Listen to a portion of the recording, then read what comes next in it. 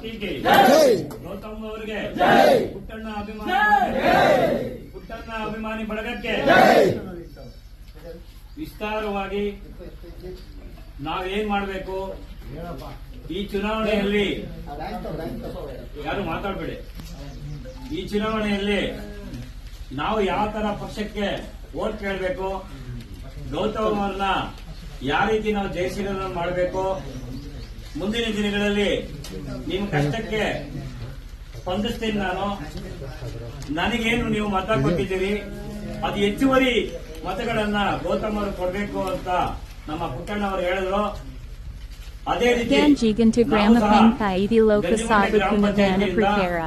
ಎಲ್ಲ ನಿಮ್ಮ ಅಭಿಮಾನಿಗಳು, ಕಾರ್ಯಕರ್ತರು, ಮುಖಂಡರು ಸ್ವಯಂ ಪ್ರೇರಣೆಯಿಂದ ಅವ್ರದೇ ಆದಂತ ಇವತ್ತಿನ ದಿನದಿಂದ ಚುನಾವಣೆ ಮುಗಿಯುವವರೆಗೂ ಅಭಿಮಾನ ಬಳಗ ಏನಿದೆಯೋ, ಏನಿವತ್ತು ಪುಟ್ಟಣ್ಣ ಅಭಿಮಾನ ಬಳಗ ಏನಿದೆಯೋ ಇವರ ಜೊತೆಗೆ ಕಾಂಗ್ರೆಸ್ ಪಕ್ಷದಲ್ಲಿ ಕಳೆದ ಚುನಾವಣೆಯಲ್ಲಿ ರಾಜೇಗೌಡರ ಗುಂಪೊಂದು ಪ್ರತಿಯೊಂದು ಹಳ್ಳಿ ಗ್ರಾಮದಲ್ಲಿ ಇದ್ದಾರೆ.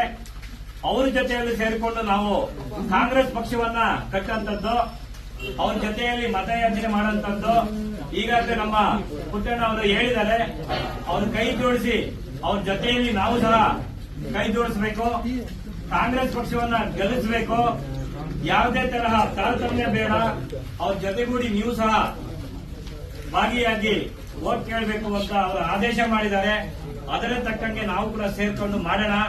ಮುಂದಿನ ಚುನಾವಣೆಯಲ್ಲಿ ಅವರ ಆದೇಶದ ಮೇರೆಗೆ ಕಾಂಗ್ರೆಸ್ ಪಕ್ಷವನ್ನ ಕಟ್ಟೋಣ. ಈ ಕಾಂಗ್ರೆಸ್ ಪಕ್ಷ ಸದೃಢವಾಗಿದ್ರೆ ನಮ್ಮ ಸಿದ್ದಗಟ್ಟದಲ್ಲಿ ನಮ್ಮ ಪುಟ್ಟರಾಜನಪ್ಪ ಅವರ ಕೈಯನ್ನ ಬಲಪಡಿಸಿದಂಗಾಗುತ್ತದೆ. ಹೆಚ್ಚುವರಿ ಮತ ಪಡೆದರೆ ಪುಟ್ಟಣ್ಣ ಕಾಂಗ್ರೆಸ್ ಪಕ್ಷಕ್ಕೆ ಸೇರ್ಪಡೆ ಆದ್ಮೇಲೆ ಇನ್ನು ವರಿಷ್ಠರು ಅವರ ಗಮನಕ್ಕೆ ತೆಗೆದುಕೊಂಡು ಒಳ್ಳೆ ಜವಾಬ್ದಾರಿ ಕೊಡ್ತಾರೆ. ಮುಂದಿನ ದಿನಗಳಲ್ಲಿ ಶಾಸಕರಾಗ್ತಾರೆ ಅಂತ ಕೂಡ ಈ ಮೂಲಕ ನಾನು ಹೇಳ್ತಾ ಇದ್ದೇನೆ. ಯಾಕೆಂತಂದ್ರೆ ನಿಮ್ಮ ಜವಾಬ್ದಾರಿ ಅಮೂಲ್ಯ. ನಾನೊಬ್ಬರಿಂದನೇ ಸಾಧನೆ ಮಾಡಬೇಕು, ನಾನೊಬ್ಬರಿಂದನೇ ಆಗ್ತದೆ ಅಂತ ನಾನು ಯಾವತ್ತು ಹೇಳಕ್ಕಾಗಲ್ಲ. ಯಾಕೆಂತಂದ್ರೆ ಅವರ ಗ್ರಾಮದಲ್ಲಿ ಅವರವರು ಪಾಂಪ್ಲೆಟ್ ಕೊಟ್ಟು ಕಾಂಗ್ರೆಸ್ ಪಕ್ಷಕ್ಕೆ ಗೌತಮ್ಗೆ ಒಟ್ಟ ಮತ ಕೇಳಿ ಅವ್ರ ಜಯಶೀಲನ ಮಾಡಿದಾಗ ಎಲ್ಲೋ ಒಂದ್ ಕಡೆ ನಮ್ಮ ಒಂದು ಭಾಗಕ್ಕೆ ಕೈಗಾರಿಕೆ ಬರ್ಬೋದು ಅಂತ ಕೂಡ ನಾವು ಭಾವಿಸಿದ್ವಿ. ಈ ಮುಂದಿನ ಸಭೆಗೆ ನಮ್ಮ ಪುಟ್ಟಣ್ಣ ಅವರು ಭಾಗಿಯಾಗಿದ್ರಿಂದ ಈ ಸಭೆಯನ್ನ ಅಂತ್ಯಗೊಳಿಸ್ತಾ ಇದ್ದೀವಿ. ಏನನ್ನ ಇದ್ರೆ ಕೆಲವೊಂದು ಅವ್ರ ಮುಖಾಂತರ ಹೇಳುವುದು, ಈ ಮುಂದಿನ ಚುನಾವಣೆ ಯಾವ ರೀತಿ ನೀವು ತಾವು ನಡೆಸಬೇಕು ಅನ್ನೋದನ್ನ ಸಲಹೆ ಕೊಟ್ರೆ ಅದ್ರ ತಕ್ಕಂಗೆ ಅವ್ರು ನಡ್ಸ್ಕೊಂಡು ಹೋಗ್ತಾರೆ. ಮುಖಂಡರ ಸಭೆ ಕರಿಬೇಕು ಅಂತ ನಮ್ಮ ಪುಟ್ಟಣ್ಣ ಅವರು ನಿನ್ನೆ ಆದೇಶ ಮಾಡಿದ್ರು. ಆ ಆದೇಶದಂತೆ ಎಲ್ಲರೂ ಇವತ್ತು ರಾಮಕೃಷ್ಣಪ್ಪ ಅವರ ಮನೆ ಹತ್ರ ಗಂಜಿಗುಂಟೆಯಲ್ಲಿ ಸೇರಿದರು. ಕಾರಣ ಇಷ್ಟೇ, ಮುಂದಿನ ದಿನಗಳಲ್ಲಿ ಲೋಕಸಭಾ ಚುನಾವಣೆ ಬರುತ್ತಾ ಇದ್ರಿಂದ ನಿಮ್ಮನ್ನು ಉದ್ದೇಶಿಸಿ ಪುಟ್ಟಣ್ಣ ಅವರು ಮಾತಾಡಬೇಕು ಅಂತಿದ್ದಕ್ಕೆ ಇದು ಸಭೆಯನ್ನ ಏರ್ಪಾಡು ಮಾಡಿದ್ದೀವಿ. ಅವರಿಗೆ ಗಂಜಿಗುಂಟೆ ಪರವಾಗಿ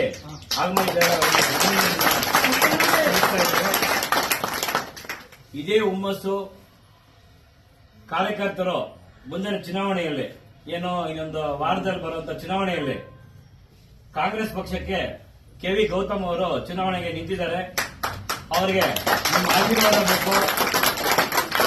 ಪುಟ್ಟಣ್ಣ ಅವರು ಕಳೆದ ಚುನಾವಣೆಯಲ್ಲಿ ಸ್ಪರ್ಧೆ ಮಾಡಿ ಅವರು 52,000 ಮತಗಳನ್ನು ಪಡೆದಿದ್ದಾರೆ.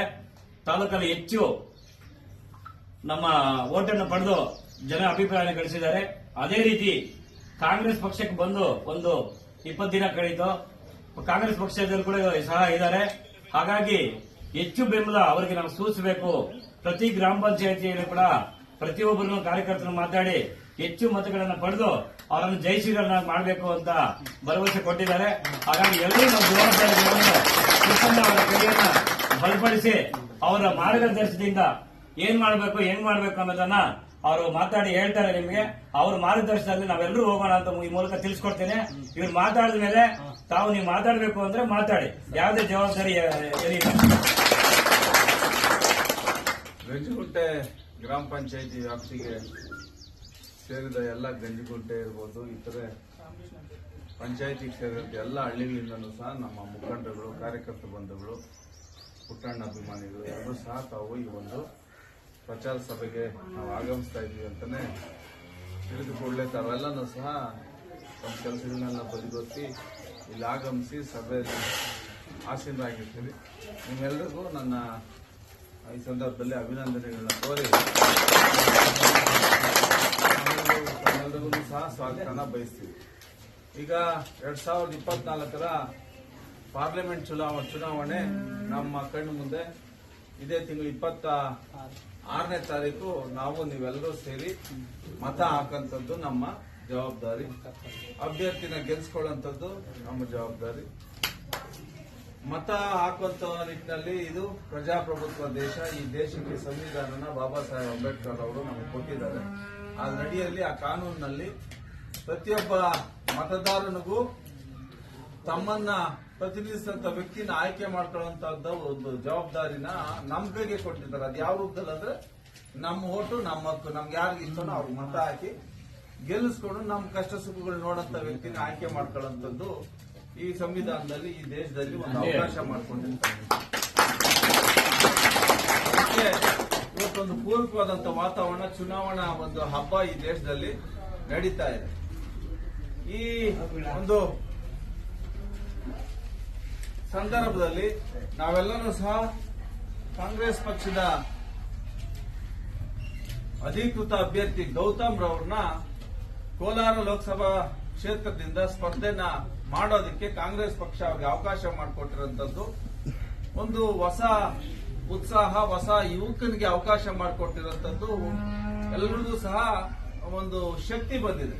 ಯಾಕಂದ್ರೆ ಗೌತಮ್ ನಮ್ಮಂತೆ ನಿಮ್ಮಂತೆ ಒಬ್ಬ ಯುವಕ, ನಿಷ್ಠಾವಂತ, ಪಕ್ಷದ ಕಾರ್ಯಕರ್ತ, ಜನಗಳಿಗೆ ಕೆಲಸ ಮಾಡುವಂತ ಗುಣ ಇರಂತವ್ರು. ಅಂತ ವ್ಯಕ್ತಿ ನಾಳೆ ಭಾನುವಾರ ನಮ್ಮ ಶಿಡ್ಲಘಟ್ಟ ನಗರಕ್ಕೆ ಪ್ರಚಾರ ಮಾಡೋದಕ್ಕೆ ಬರ್ತಾ ಇರೋಂಥದ್ದು. ಅವರ ಬೆನ್ನಿಗೆ ರಾಜ್ಯದ ಮುಖ್ಯಮಂತ್ರಿಗಳು ಸಿದ್ದರಾಮಯ್ಯನವರು ಇರ್ಬೋದು, ಉಪಮುಖ್ಯಮಂತ್ರಿಗಳು ಡಿ ಕೆ ಶಿವಕುಮಾರ್ ಸಾಹೇಬರು ಇರ್ಬೋದು, ನಮ್ಮ ಉಸ್ತುವಾರಿ ಸಚಿವರು ಸುಧಾಕರ್ ಅಣ್ಣವರು, ವಿ ಮುನಿಯಪ್ಪಣ್ಣವರು ಮತ್ತೆ ಹಲವಾರು ಗಣ್ಯರು ಮುಖಂಡರು ಈ ಸಭೆಯಲ್ಲಿ ಭಾಗವಹಿಸಿ ತಮ್ಮನ್ನು ಉದ್ದೇಶಿಸಿ ಮಾತಾಡುವಂಥದ್ದು, ತಮ್ಮನ್ನ ಮತಯಾಚನೆ ಮಾಡುವಂಥದ್ದು ಸಹ ಈ ಸಂದರ್ಭದಲ್ಲಿ ಆಗ್ತದೆ. ಈ ಒಂದು ಪ್ರಚಾರ ಸಭೆಗೆ ಸಾವಿರಾರು ಸಂಖ್ಯೆಯಲ್ಲಿ ಎಲ್ಲಾ ಗ್ರಾಮ ಪಂಚಾಯತಿಗಳಿಂದಲೂ ಸಹ ಬರುವಂತದ್ದು ಒಂದು ಎಲ್ಲರಲ್ಲೂ ಸಹ ಉತ್ಸಾಹ ನೋಡ್ತಾ ಇದ್ರೆ ಎಲ್ಲಾ ಗ್ರಾಮ ಪಂಚಾಯತಿಗಳಿಂದ ಸಾವಿರಾರು ಸಂಖ್ಯೆಯಲ್ಲಿ ಬರುವಂತದ್ದು ಆಗ್ತಾ ಇದೆ. ಅದು ನಿಮ್ಮ ಪಂಚಾಯತಿಯಿಂದಲೂ ಸಹ ಹೆಚ್ಚಿನ ಸಂಖ್ಯೆಯಲ್ಲಿ ಆಗಮಿಸಿ ಈ ಒಂದು ಪ್ರಚಾರ ಸಭೆನ ನಾಳೆ ಯಶಸ್ವಿಗೊಳಿಸೋದಕ್ಕೆ ನಿಮ್ಮ ಪಾತ್ರ ಬಹಳ ಮುಖ್ಯ ಆಗ್ತದೆ. ಈ ದೇಶದಲ್ಲಿ ಬಿಜೆಪಿ ಅಧಿಕಾರಕ್ಕೆ ಬಂದು 10 ವರ್ಷ ಆಗಿದೆ. 10 ವರ್ಷದಲ್ಲಿ ಹಿಂದೆ ಅಧಿಕಾರಕ್ಕೆ ಬರೋಂತ ಸಂದರ್ಭದಲ್ಲಿ ಅವ್ರು ಹೇಳ್ತಾ ಇದ್ರು ಬೆಲೆ ಏರಿಕೆ ಆಗ್ಬಿಟ್ಟಿದೆ, ಈರುಳ್ಳಿ ಬೆಲೆ ಜಾಸ್ತಿ ಆಗಿದೆ, ಗ್ಯಾಸ್ ಬೆಲೆ ಜಾಸ್ತಿ ಆಗಿದೆ, ಈ ದೇಶದಲ್ಲಿ ಉದ್ಯೋಗ ಇಲ್ಲ. ಕಾಂಗ್ರೆಸ್ನವ್ರು ಬಂದು 60 ವರ್ಷ 50 ವರ್ಷ ಅಧಿಕಾರ ಮಾಡಿದ್ದಾರೆ, ಏನು ಮಾಡಿಲ್ಲ ಈ ದೇಶಕ್ಕೆ. ನಮ್ಗೆ ಅವಕಾಶ ಕೊಡಿ, ನಾವು ಈ ದೇಶನ ಅಭಿವೃದ್ಧಿ ಮಾಡ್ತೀವಿ, ನಿಮ್ಮಗಳ ರೈತರ ಆದಾಯ ಡಬಲ್ ಆಗ್ತದೆ, ಕಾರ್ಖಾನೆಗಳು ಮಾಡ್ತೀವಿ, ಹುಡುಗರಿಗೆ ಉದ್ಯೋಗಗಳು ಕೊಡ್ತೀವಿ, ಮಕ್ಕಳಿಗೆ ಭವಿಷ್ಯಕ್ಕಾಗಂತ ಒಂದು ಹೊಸತನದ ಒಂದು ಉದ್ದಿಮೆಗಳನ್ನ ಪ್ರಾರಂಭ ಮಾಡಿ ಅವ್ರಿಗೋಸ್ಕರ ಕಾರ್ಯಕ್ರಮಗಳನ್ನ ಮಾಡ್ತೀವಿ ಅಂತ ಹೇಳಿ ಹಲವಾರು ಬಣ್ಣದ ಮಾತುಗಳನ್ನ ಮೋದಿ ಅವರು ಹೇಳಿರುವಂತದ್ದು ನಿಮ್ ಕಣ್ಣು ಮುಂದೆ ಇದೆ, ನೀವೆಲ್ಲಾನು ನೋಡಿದ್ವಿ. ಅದರಂತೆ ಬಿಜೆಪಿನ ಬೆಂಬಲಿಸಿದ್ದು ಆಯ್ತು, ಮತ ಕೊಟ್ಟಿದ್ದು ಆಯ್ತು, ಅವ್ರ ಅಧಿಕಾರ ಪಡ್ಕೊಂಡಿದ್ದು ಆಯ್ತು. 10 ವರ್ಷದಿಂದ ನೀವೆಲ್ಲಾದ್ರೂ ಕಂಡಂಗೆ ನಿಮ್ಗೇನಾದ್ರೂ ಅನುಕೂಲ ಆಗಂತ ನಿಟ್ಟಿನಲ್ಲಿ ಏನಾದ್ರೂ ಪ್ರಯೋಜನಗಳು ಆಗಿದೆಯಾ ಅಂತೇಳಿ ನೀವೇ ಪ್ರಶ್ನೆ ಮಾಡ್ಕೊಂಡು. ಯಾಕಂದ್ರೆ 10 ವರ್ಷ ಹಿಂದಕ್ಕೆ ತಿರುಗಿ ನೋಡಿದ್ರೆ ಏನೂ ಕಾಣಿಸ್ತಾ ಇಲ್ಲ.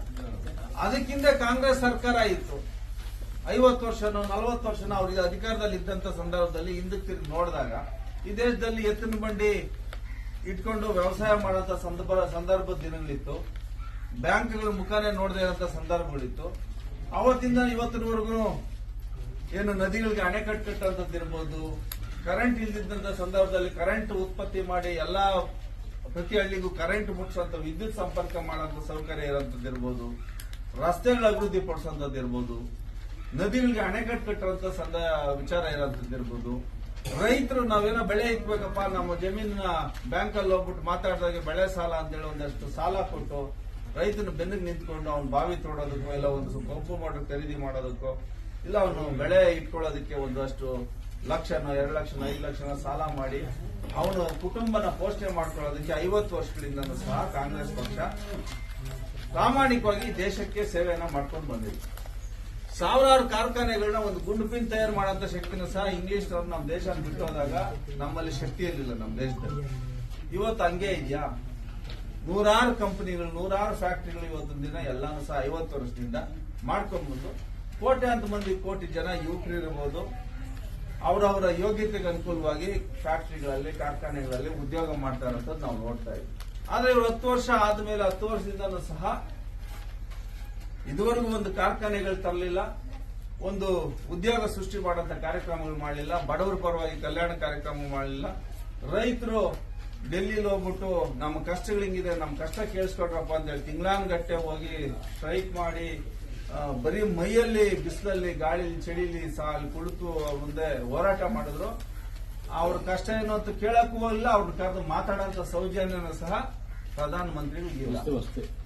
ಈ ತರದ ಪ್ರಧಾನಮಂತ್ರಿ ಎಲ್ಲೋ ಒಂದ್ ಕಡೆ ರೇಡಿಯೋದಲ್ಲಿ ಕುತ್ಕೊಂತಾರೆ, ದೇಶ ಹಂಗಿದೆ ಹಿಂಗಿದೆ, ನಮ್ಮ ದೇಶದಲ್ಲಿ ಯುವಕರು ಸಾಕಷ್ಟು ಮಂದಿ ಇದ್ದಾರೆ, ಅದೇ ನಮ್ಗೆ ಸ್ಟ್ರೆಂತ್ ಅಂತ ಹೇಳಿ ದೊಡ್ಡ ದೊಡ್ಡದಾಗಿ ಬಣ್ಣದ ಮಾತು ಹೇಳೋಂಥದ್ದು, ಚಪ್ಪಾಳೆ ಗಿಡ್ಸ್ಕೊಳ್ಳೋಂಥದ್ದು, ಇದೇ ರೀತಿ ಕಾಲಹರಣ ಮಾಡಂತ ಕೆಲಸ ಆಗ್ತದೆ. ಬ್ಯಾಂಕ್ ಅಲ್ಲಿ ಹೋಗ್ಬಿಟ್ಟು ಮಾತಾಡಿದಾಗ ಬೆಳೆ ಸಾಲ ಅಂತೇಳಿ ಒಂದಷ್ಟು ಸಾಲ ಕೊಟ್ಟು ರೈತನ ಬೆನ್ನಿಗೆ ನಿಂತ್ಕೊಂಡು ಅವ್ನ ಬಾವಿ ತೋಡೋದಕ್ಕೋ, ಇಲ್ಲ ಒಂದು ಪಂಪು ಮೋಟರ್ ಖರೀದಿ ಮಾಡೋದಕ್ಕೋ, ಇಲ್ಲ ಅವನು ಬೆಳೆ ಇಟ್ಕೊಳ್ಳೋದಕ್ಕೆ ಒಂದಷ್ಟು ಲಕ್ಷನೋ 2 ಲಕ್ಷ 5 ಲಕ್ಷ ಸಾಲ ಮಾಡಿ ಅವನು ಕುಟುಂಬನ ಪೋಷಣೆ ಮಾಡ್ಕೊಳ್ಳೋದಕ್ಕೆ 50 ವರ್ಷಗಳಿಂದಲೂ ಸಹ ಕಾಂಗ್ರೆಸ್ ಪಕ್ಷ ನಮ್ಮಲ್ಲಿ ಶಕ್ತಿ ಇರಲಿಲ್ಲ ನಮ್ಮ ದೇಶದಲ್ಲಿ.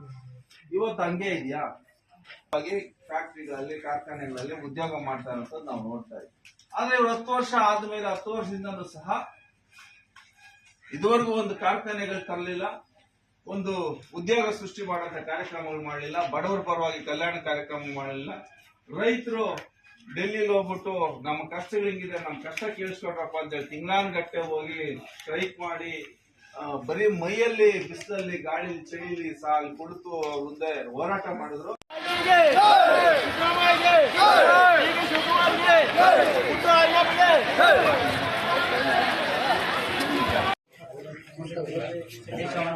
Right.